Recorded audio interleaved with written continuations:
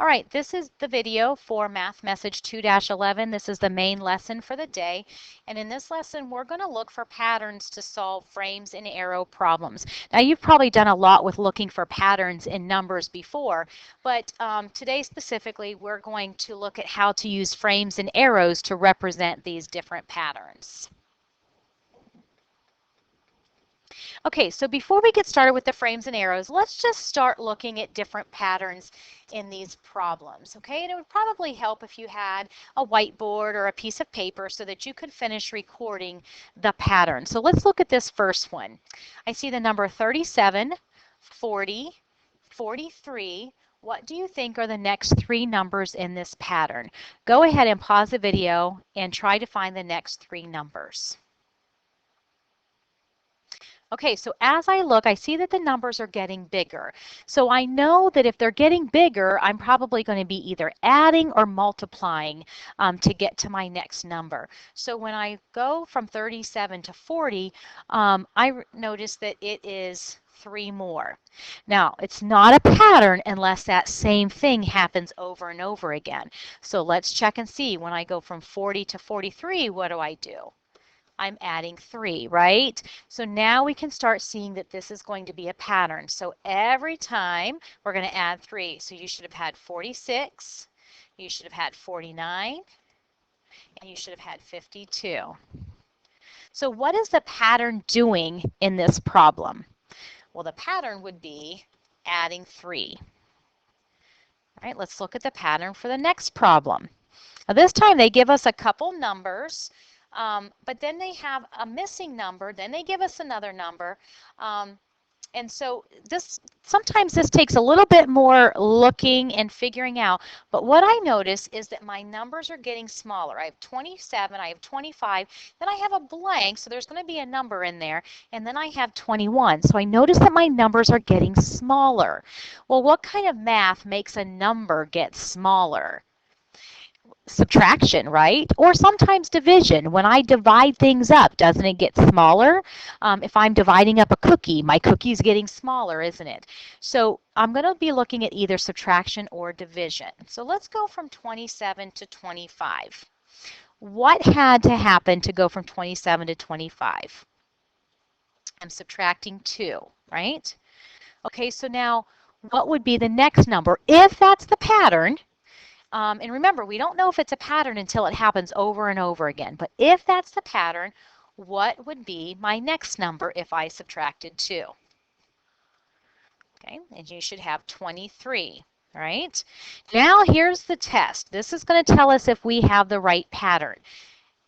To go from 23 to 21, am I subtracting 2?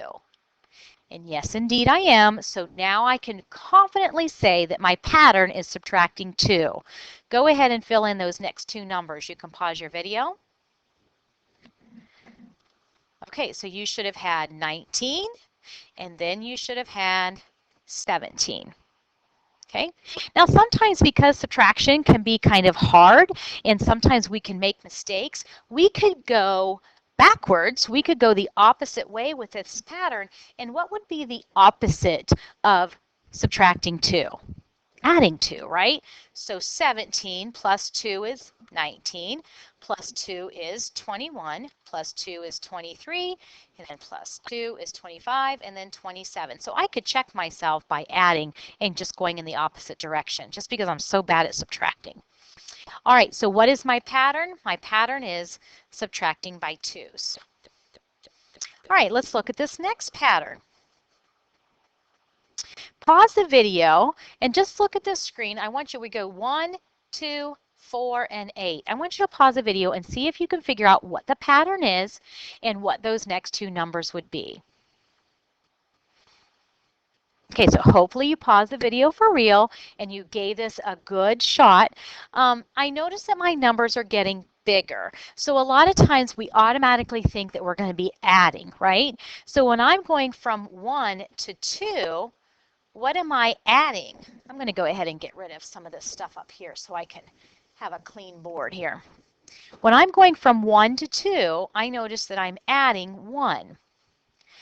But then remember, it's not a pattern unless it happens over and over again. So this time I'm going to add 1. Do I get 4 when I add 1? Well, no, 2 plus 1 is not 4. So adding 1 cannot be my pattern.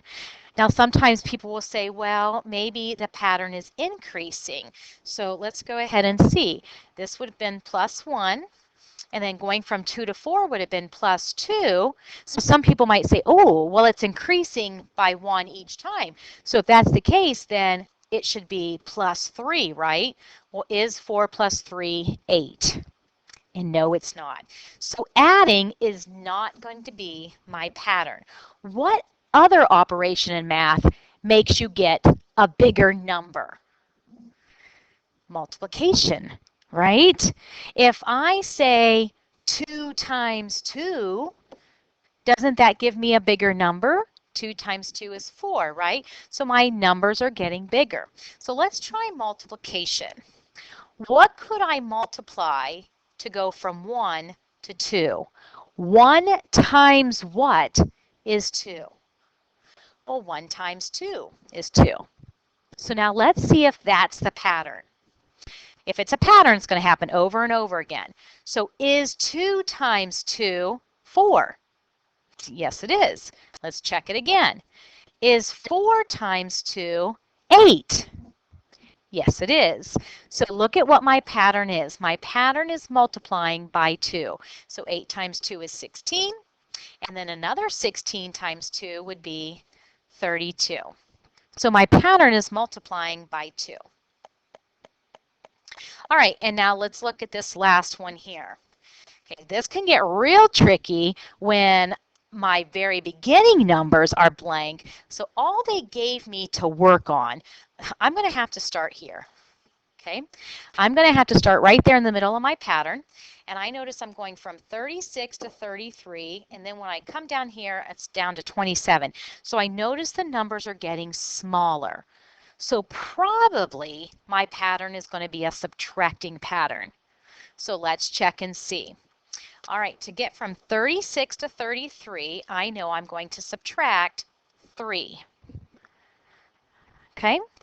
Now, I want you to go ahead and pause the video, and I want you to see, can you use this same pattern of subtracting 3 to finish out your missing numbers here? Go ahead and pause the video.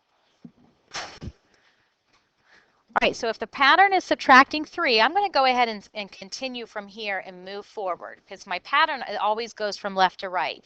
So I'm going to go ahead and subtract 3 again. So 33 minus 3 is 30. And now here's the chance for you to check and make sure that you're still on the right path. Is 30 minus 3 27?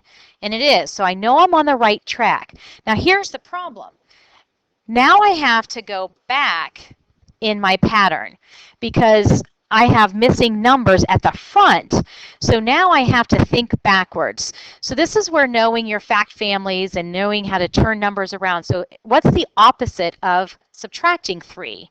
So now I'm going to have to add 3 as I'm going backwards. So 36 plus 3 would be 39, and then 39 plus 3 would be 42. And then I could go ahead and recheck my pattern and go from left to right. So 42 minus 3 is 39. 39 minus 3 is 36.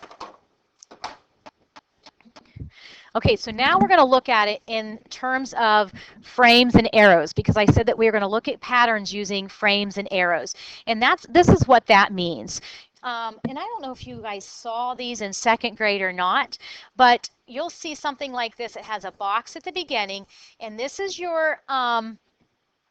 this is where your rule is found. This is what the pattern is doing. So like in this box, it says my rule is times 2. Now what that means is every time you see an arrow, you have to do what the rule says to do. So 1 times 2 is 2. 2 times 2 is 4. 4 times 2 is 8. So you saw me doing that when we were doing our patterns on the other page. I was kind of making those arrows going from left to right. Oops, wrong way here. All right, so now I want you to go ahead and I want you to turn in your workbook to page 57, and I want you to go ahead and try to work out some of these frames and arrows problems on your own. Pause the video and then come back and we'll check them together. Okay, so you should have figured out, you should have gone ahead and worked out this page here. Let's go ahead and work it out together. So in the box, it says that the rule is +5. That means every time you see an arrow, you're going to add 5. So let's check your work. 10 plus 5 is 15. 15 plus 5 is 20. 20 plus 5 is 25, and that one's already there for you. So this is a nice checkpoint to make sure you're on the right track. 25 plus 5 is 30, and then another 30 plus 5 is 35. All right, so now this one has the rule missing. We have to figure out the rule. So I'm going to choose two numbers that are side by side and try to figure out what's happening as you go from one number to the next. Remember, we're always going from left to right. So I notice that my number is getting smaller. I'm going from 75 to 70. So in order to go from 75 to 70, I need to subtract 5. Now remember, it's only a rule if it can happen over and over again and it works. So I'm going to put -5 here, but I need to check myself to make sure that's accurate. So 70 minus 5 would be 65. And now here's the moment of truth to check myself. 65 minus 5 is indeed 60, so I know I've chosen the right rule. 60 minus 5 is 55, and then 55 minus 5 is 50. All right, now looking at number 3, the rule is times 1. Now what did we learn about times 1? Anytime you multiply by 1, the answer is just the other factor. So what do you notice about all of these numbers that's already in these frames? They're all 8s, right? Because if I do 8 times 1, it's 8. 8 times 1 is 8, and so on, all the way down. And then finally, our last one, it says that the rule is dividing by 2.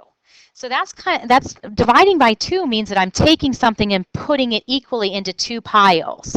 Okay, so every time you see an arrow, we're going to divide by 2. So 48 divided by 2 is 24. 24 divided by 2 is 12. And now we have to do it on our own. 12 divided by 2 is what? When I take 12 and divide it into 2 piles, what do I have? 6 and 6, right? And now I'm going to take 6 and divide it by 2. If I take 6 and divide it into 2 piles, what do I have? 3 and 3. So my answer is 3. Okay, so that is all for the lesson for frames and arrows. There is another practice page that goes along with this lesson in your workbook. It is lesson 2-11 still, and it's just a practice with word problems and arrays, and it's on page 58. So you can go ahead and do this as for practice as well.